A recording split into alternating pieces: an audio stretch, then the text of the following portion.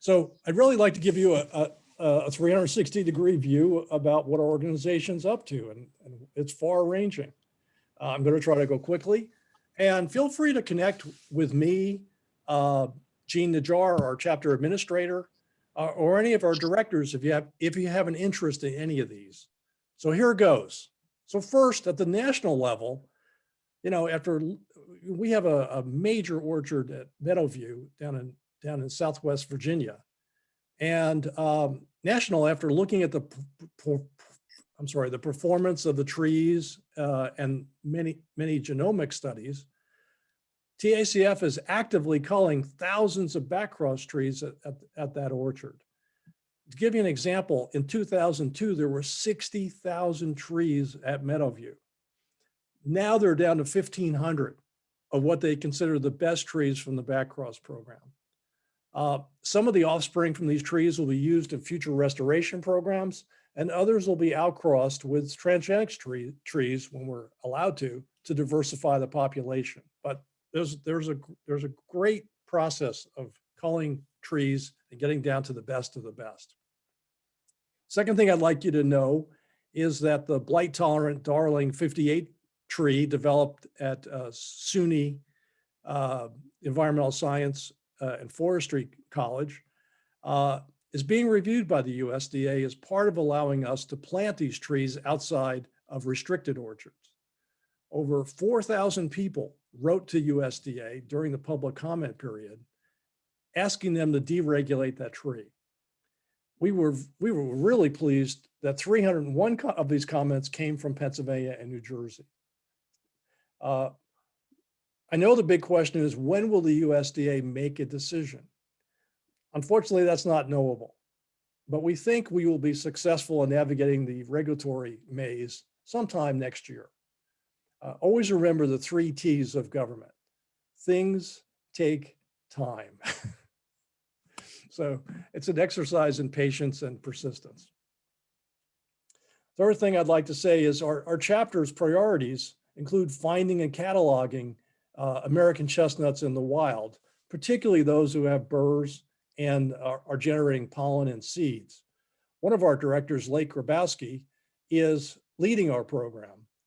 It's really critical that we continue to use our efforts to locate these trees, since we're really going to need them to diversify the blight tolerant trees when the tree is deregulated. So we're still very much on that. We're also focused on planting wild type American chestnut mother trees. We appreciate that 30 members applied and hopefully received the seeds, and we hope your trees are off to a good start. We've been asked, and I think it's kind of a measure of the importance of our orchard at Penn State Arboretum. We've been asked to provide the TACF research program with over 2,000 transgenic seeds from our trees at that orchard at Penn State. This is going to require bagging catkins in a very tight 3-week time period in June or July, as well as an intense harvest in the fall. Our orchard manager, Steve Hoy, and our interns and possibly volunteers, if we can arrange it, are going to be incredibly busy during that time. Today, as you will hear from Sara, the future is going to involve controlled pollination, something the chapter used to do quite often. And I think we do it now in a much more limited scope. So we will be running a series of seminars to share this skill. I will let Sara discuss this in greater detail. If you have your calendars around, please put Saturday, November 6th on the calendar for what will be hopefully our first in-person meeting in a long time. This will be, and our intent is to be jointly in-person and also online. We'll be hosting a very well-known, high-profile speaker, and we'll give you plenty of notice as soon as we finalize the arrangements. The meeting place is likely to be in Southeast Pennsylvania at a Penn State facility. We are really excited to see you again and by the opportunity to connect you with the guest speaker. Also, we will have a booth on April 24th from 9 to 12 at Overlook Park for the Lancaster Native Plant and Wildlife Show. Details are on our website. I'm sure our people there will be happy to see you. And we have in place right now a spring appeal. We have not done spring appeals in the past, and I kind of view it as extraordinary times require, extraordinary measures. We've realized that both the focus on our work at Penn State and the importance of it, and the pandemic is we need to reconnect. We need to reconnect, particularly with our orchard owners. We've realized we have over 15,000 trees, probably in 100 orchards spread out across Pennsylvania and New Jersey. And it's, these things were planted, some of them were planted recently, some of them were planted many years ago. We would like to hire an intern, and we'd like to hire an intern for two reasons. One is to give a student an opportunity that can't be measured in terms of value to them and their career. And secondly, we'd really like to get out there and engage with our orchard the owners and our volunteers and get an understanding of what's there, what's working, what are the best trees, what are the site conditions, and really bring that all together so that we know what we have and what we need to do going forward. And this would be a 12-week process. Our intern will use social media to keep everybody informed, and their report will be available to the entire chapter. This is, as I said, these are unusual times, and we like to give a student an opportunity, and we'd really like to have a better handle and a better connection to you all who have just done an amazing job of keeping the flame alive and keeping the trees alive and keeping the genome alive. And we'd like to make sure we know where we are and so we know where to go. Details on that are on our website, and members, you'll be hearing more about that in the coming week or two. So I just want to say I've been barraged in the past few weeks with Chestnut meetings at the national level. I've been at 5 national committee meetings and a national board meeting. And I'm really pleased to see the progress being made at the national level. And we are moving, as an organization, we are really moving forward.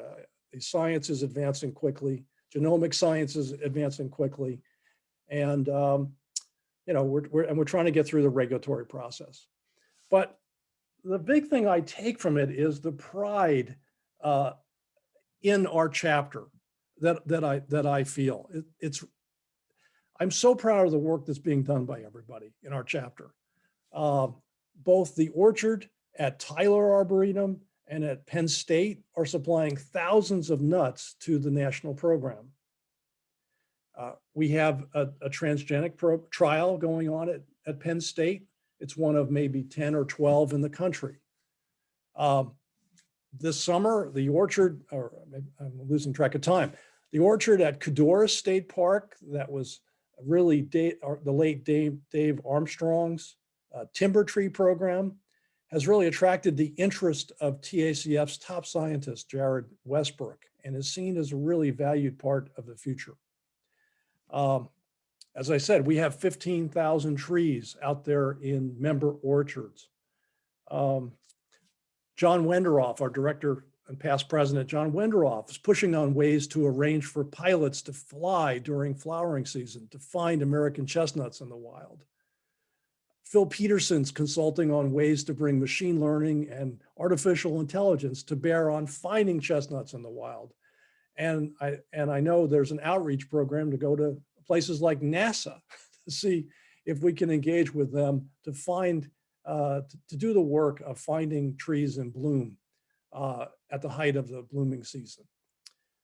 Steve Johnsonbaugh is building new relationships in Southwest Pennsylvania. We're likely to put in place a district program so that we can get closer to our members and have specific members in specific regions to connect with you.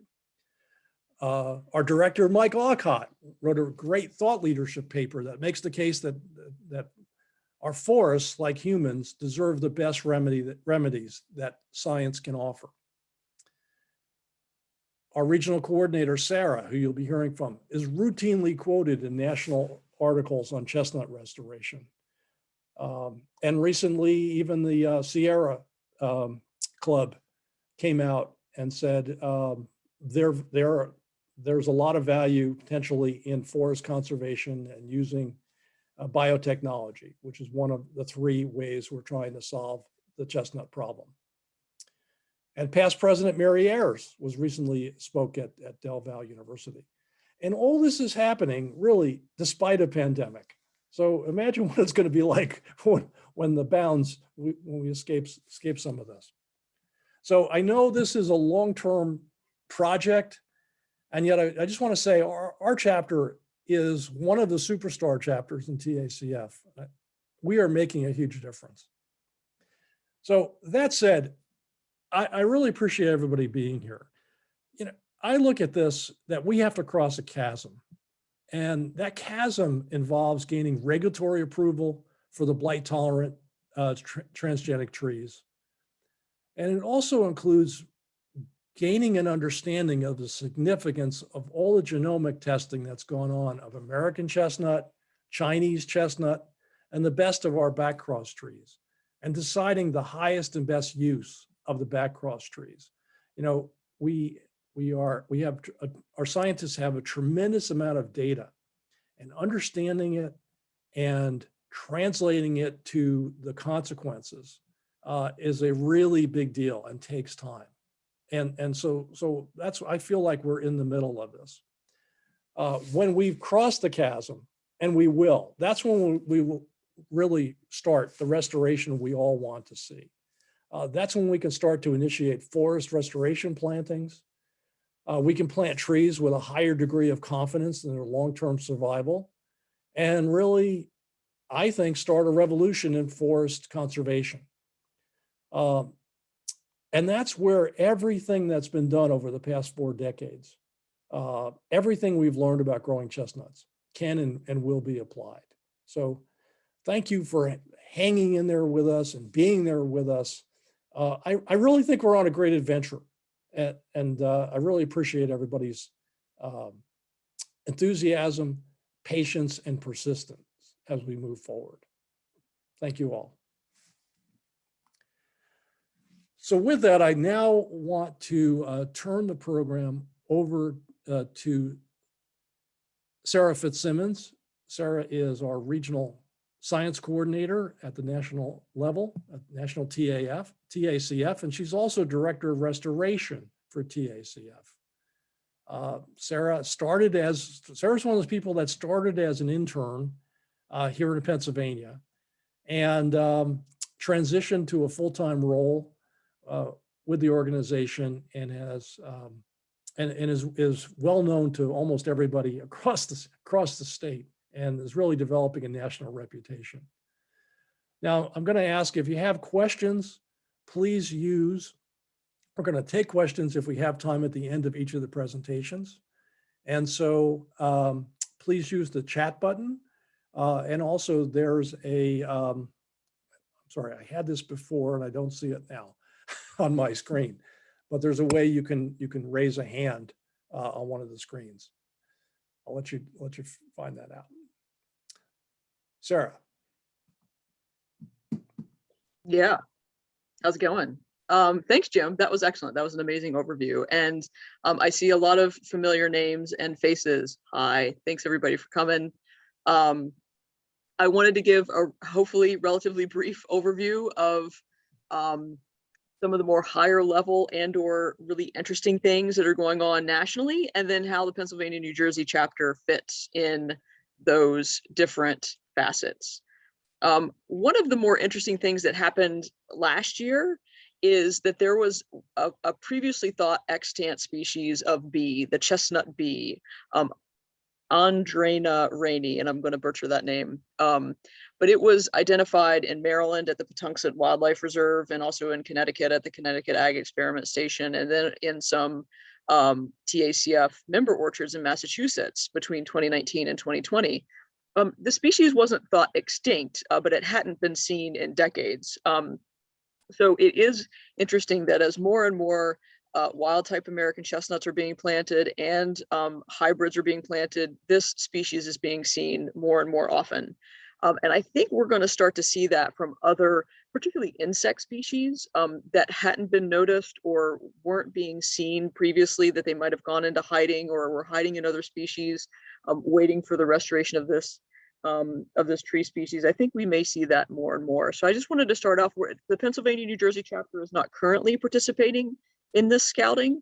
More of our New England chapters are. They've taken a particular interest in this, but just to let you guys know that this is going on, and something that could be of interest in watching your own trees to start cataloging what you may see and what different kinds of critters might be doing on your orchards in particular. Several of you, I notice a lot of names from the Chestnut Chat program that we run every month. So this used to be a program that was run more frequently, but we've run it to every month. We now do it every third Friday of the month. If you haven't joined us, I hope you will. We go from 11:30 in the morning until 1 p.m. On April 16th, we're going to talk about cruddy bark. That's with Mark Double from WVU and Laurel Rogers, who's at Shenandoah. We're going to talk about site selection in May, speed breeding. And I'm going to talk a lot about controlled pollination. Speed breeding is sort of a quick take on that. And then in July, I've had a request to talk about critters and their effect on trees, mostly deer, but we'll talk about other critters as well. For Pennsylvania, most of our viewing time comes from Pennsylvania. So you'll see there the most minutes viewed are from people located in Pennsylvania, followed closely by people in New York. New Jersey, of course, adds to that table. So they're the number 11th most viewed, most viewing time per state there in this chart here. We also have a member, Carl Meixel, who's attended every Chestnut Chat since it started. There's been 21, and so Carl is the only person who's been to every single one of them. Another remarkable person who's been coming to our Chestnut Chat is this young fellow here. His name is Russell Boyer. You see here a picture of him from Halloween. He went as an American chestnut tree for Halloween last year. He's 8 years old. He loves the American chestnut. He can't wait to do whatever he can to be a part of restoration of this species.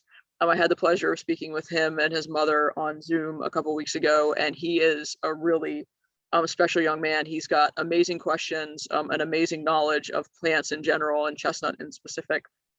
I'm really excited to engage with him more, and he said he can't wait for April's Chestnut Chat. You'll see here that there are people from all 16 chapters who come. Almost 1,000 unique members show up out of the 5,000 members of TACF, although almost double that. We don't know how they found out, or we don't have any specific connection to those viewers, and we do have an international presence as well. One thing that I'll mention is that we've had 21 of these. At the beginning of the year in 2021 in January, Jules Smith, who was our communications director, she started sending out advertisements for Chestnut Chat the day of. So at 9, we started 11, and at 9, she sends an e-blast, and we saw our participation double from that. So I've been really pleased. We've seen, we've gone from an average of about 100 to 150 people up to an average of 300 to 400 people come to each of our programs. So that's been very exciting. Yesterday, after our board meeting that Jim mentioned, I got an email from Jared Westbrook, the director of science, that he and Jeremy Schmutz from Hudson Alpha had pushed the genome of the American chestnut up onto the JGI website. That was very exciting. This has been a very, very long time in coming. So for those of you who want to see what a genome looks like, at least the way that it's visualized through JGI's website. So JGI is the Joint Genome Institute, and they helped fund this along with Hudson Alpha. A lot of their time was done pro bono. Jared, of course, put a ton of time on it. The American chestnut that was sequenced for this is Ellis-1, and Ellis-1 is a tree from around Binghamton, New York, named after John Ellis, the late landowner of that particular piece of property where the tree came from, and it's the founder line for Darling 58.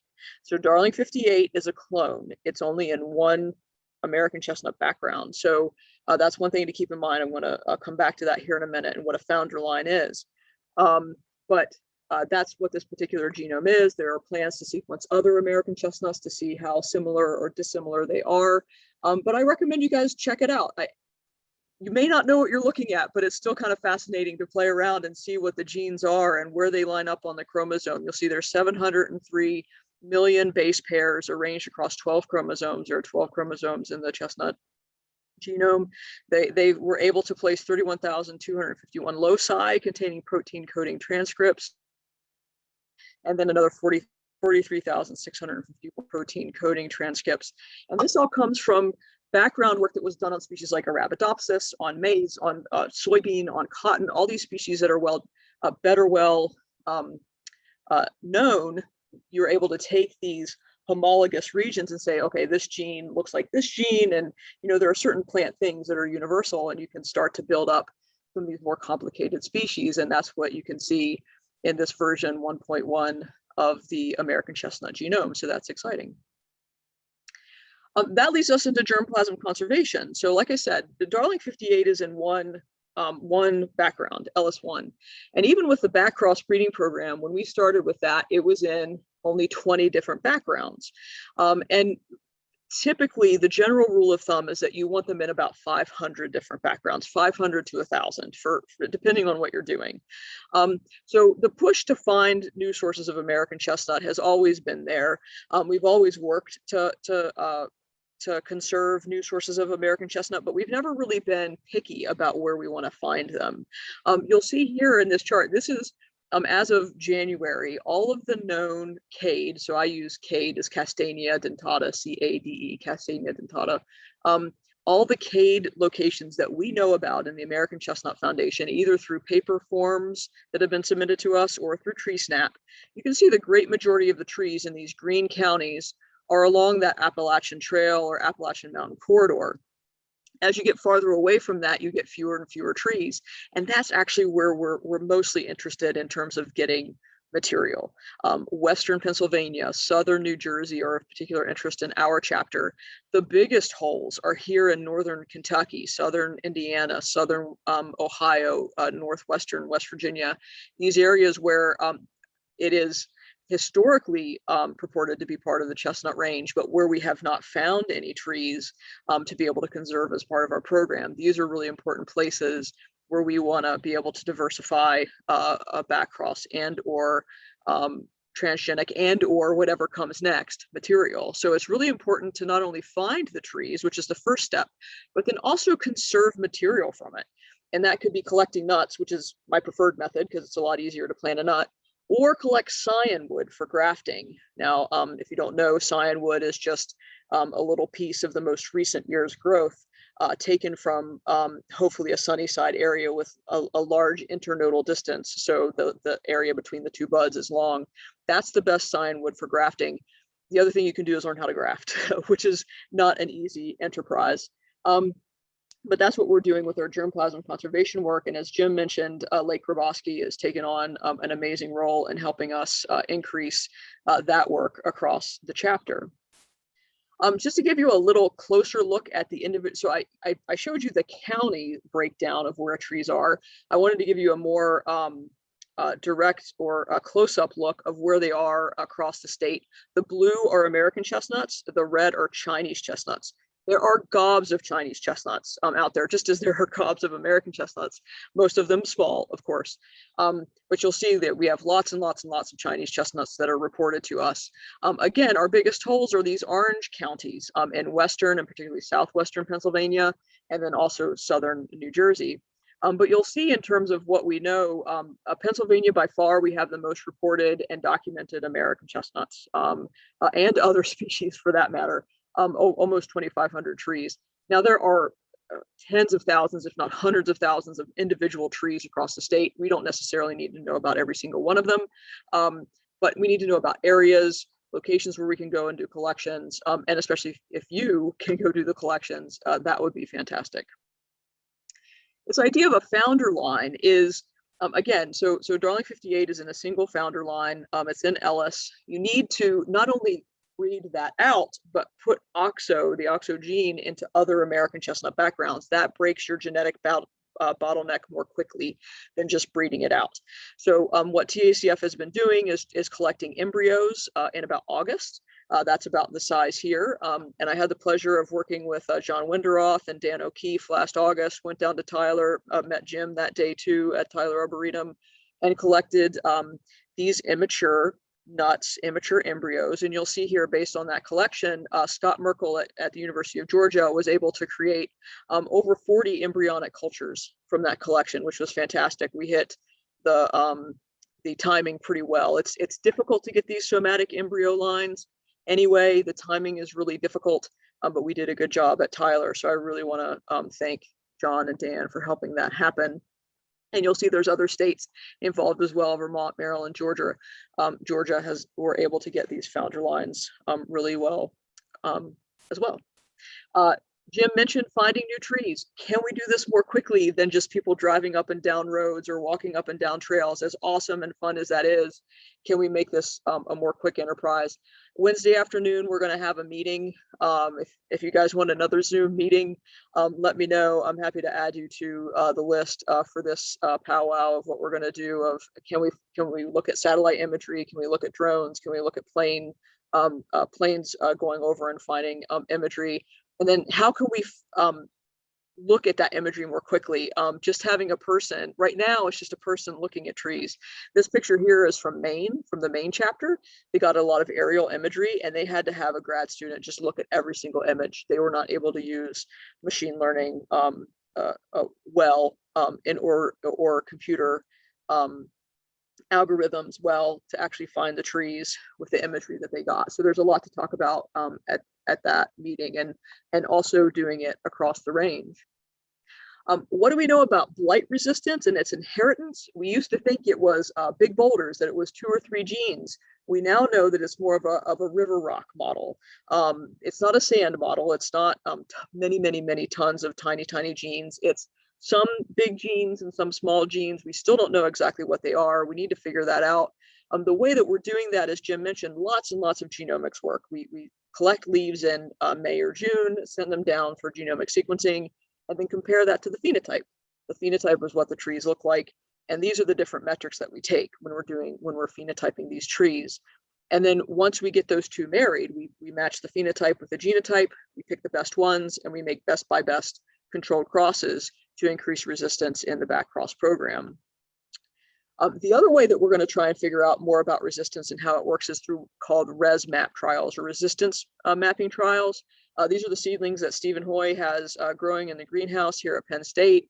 We've got this program across 6 different places. We're going to replicate it and make sure we get the same results across 6 different places and the same families across all those locations.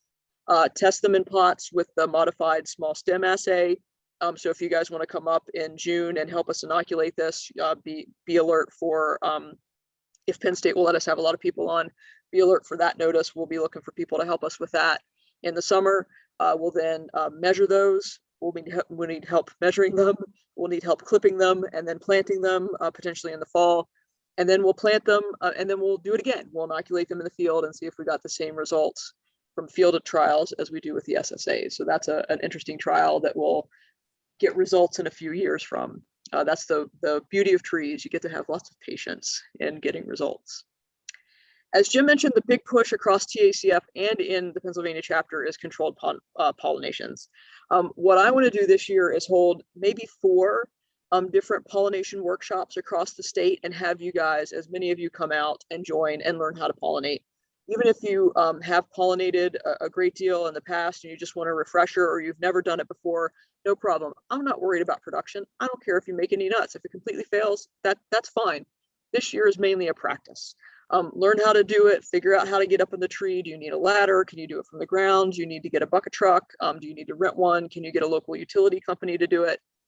That's really the goal of this year, is learn how to do controlled pollination so you can be ready to do production in the future. Controlled pollination never does as well as open pollination, though. We get 10 times, if not more, the production from open pollination than we do controlled. So you'll see here the blue bars in this chart are controlled pollination production. The orange is open pollination. You see the huge jump once we started getting open pollination from our orchards, and particularly our seed orchards. You'll see here, though, Pennsylvania has always been, again, and Jim mentioned this, Pennsylvania has always had an amazing enthusiasm and capacity to do work for the foundation. Pennsylvania, in its best year, in its best single year of production, was able to collect almost 6,000 controlled pollinated nuts, and that's a lot. That's the most of any other chapter, any other location. Virginia, with Metaview facilities, comes in a relatively close second. So that's, again, why I would really want to push controlled pollinations in the chapter, because when Darling 58 gets deregulated, we'll really want to do a push of controlled pollinations across the chapter's holdings to diversify Darling 58 and get it in a wide variety of diverse American chestnut backgrounds. Just to give you a sense of what can open pollination do compared to controlled pollination, we have some really good numbers from Metaview research farms. And I really wanted to dive in to the numbers here and look at when do trees start flowering, when do they start producing nuts, and what kind of production do you get annually? It's all across the board. Even though chestnuts do produce nuts pretty much every year, it really varies wildly. You can see here in 2014, it was a bumper crop. That was the best year I've ever seen. And then 2020 was probably the worst year I've ever seen. We had that Mother's Day frost on last year, and we had a highly reduced harvest across the Mid-Atlantic. But you can see here, those trees that did produce, at least at Metaview, had the highest nuts per tree rate of any year previous. So a lot of factors to contend with here, but you can get just huge amounts of production as the years go by. And then don't worry about the right side there. What I mainly want to focus on the left side here is, what age do most American chestnut trees flower or produce fruit? About 6. You will find that typically trees that are highly American in their background and highly susceptible will generally flower and produce fruit first. They tend to be driven to production when they're really young, but also trees that are highly resistant and highly American will wait a long time. There are still trees in the Metaview seed orchard that have not flowered, and they're 16, 17, 18 years old. You can see here, this individual here didn't start giving fruit until age 16, so some just wait. But on average, across the amount of genome that's in a particular tree, about 6 is when you'll get the harvest of a given tree. I'm going to skip that and just talk about pollinations. So pollinations. If you want to do a pollination on your own tree, if you can't make it to a workshop and you just want to try it out, let me know. We have enough bags, we have enough material that we can send you bags that you can try it out on your own tree. We have pollen that we can ship you that you can try it out. We've got wild type American pollen on slides that you can try with that particular method to be ready and primed for when transgenics get deregulated, to learn that. Or you can just do with the tried and true method with either fresh catkins or piles of dried pollen. There's lots of different methods to try, and I'll be planning a virtual workshop to get you guys primed, and then also in-person workshops. The main thing you need to be prepared for is, how are you going to get up in the tree? Are you going to do that, again, on a ladder? Be really careful, please. Are you going to do that from the ground? Are you able to do that from the ground? Are you going to hire a bucket truck, which can get expensive? It's about $1,000 a week to rent a bucket truck, and you got to do it 3 times. You got to visit to bag, you got to visit to pollinate, and you got to visit to harvest. And then the other option is to ask your local tree service company, a utility company, Bartlett, something like that. Oftentimes these companies will donate their time to do this stuff. So you just got to make friends and network. So now's the time to start doing that and get in contact with people to help you get up in that tree if you plan on doing a pollination. I don't care what tree it is. It could be Japanese, Chinese, American, doesn't matter. Just learn how to pollinate is the main goal this year. And then back to that question of Jim's, when are we going to know when the transgenic tree is going to be deregulated, and when can I have a tree? I get that question pretty much every day.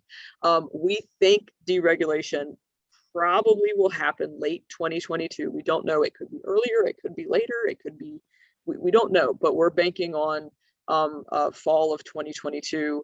But we're gearing up for production prior to that, planting under permit, producing seeds under permit, so that we can hopefully get seeds and or seedlings into the hands of collaborators and partners and members of the American Chestnut Foundation as soon as we can. You can make your own seeds by controlled pollination. The first thing we'll be able to distribute to almost everybody is pollen. And that's, again, why I'm really pushing pollen, because if we can't get you a seed or seedling, we could probably get you pollen and you can make your own. And so that's what we're hoping to do to spread the wealth. You know, so many people want this material. There's such demand out there, and we want to try and meet it as quickly as possible. You know, have patience. We'll get there. We hope to, like, as this really rough super draft back of the envelope timeline, we're hoping to distribute maybe 100,000 transgenic seeds or seedlings by the end of this decade is where we're on track to do, depending on a lot of different factors. With that, I'll close out, and I got 1 minute for questions, unless we want to go a little bit longer. Jim, I'll leave that to you to make that decision. Okay, there was a question. Let me just find it.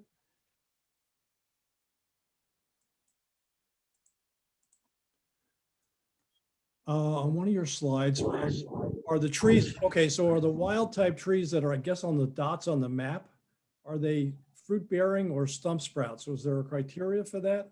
No criteria. So it's both. It's a random array of everything. On average, 84% of the American chestnuts in the wild are only 1 inch in diameter or smaller. So most of those are stump sprouts.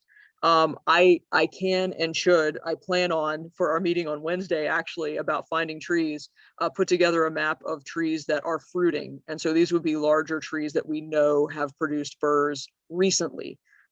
We have a lot of information on trees that produced nuts in the past, but my assumption is that they've probably gotten blighted.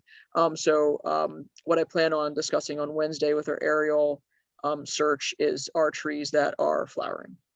Robert, do you have a question? Or are you ready to go? Oh, no, I have a question.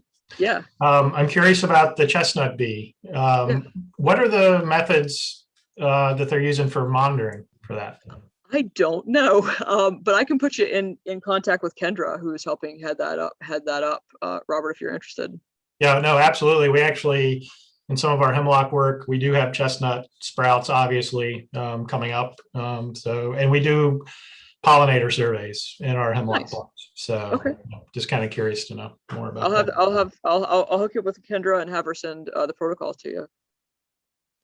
Sir, wasn't there mention of a chestnut butterfly also? I haven't seen that. I keep getting a chestnut moth in my head for some reason, but I looked back and couldn't find that. So I must have made that up in my sleep. But right, I think there are going to be more and more, like I said, more and more insect species found over time. Okay, that's fascinating. So many the chestnut tree was so vital for so many forms of so many different organisms. Someone said, I think that Samantha at the national level is compiling all of the various dependencies on chestnuts, and I think she has like 40 identified. 40 species. Impressive. And just before I leave, I want to give another shout out to Lake Grabowski, who is traversing the state of Pennsylvania and may even go to New Jersey.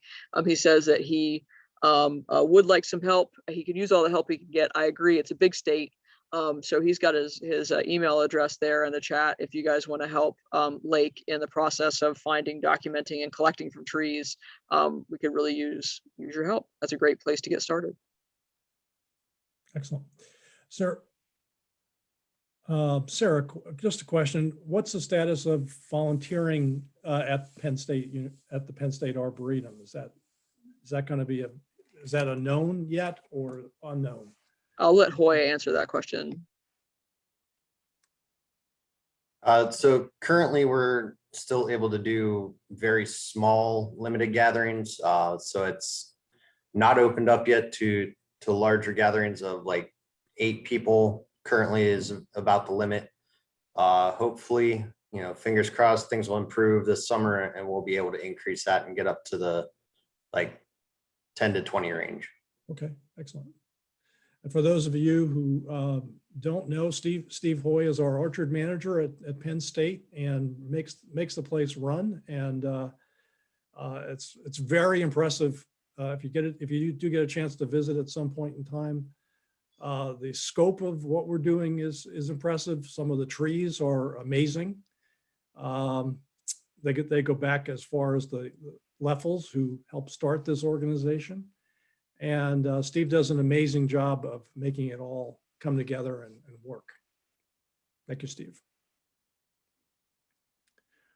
All right, Sarah. So I guess in the interest of efficiency of time, I'm going to move on. If you have questions, I know Sarah will be looking at chat if you want to ask a question there.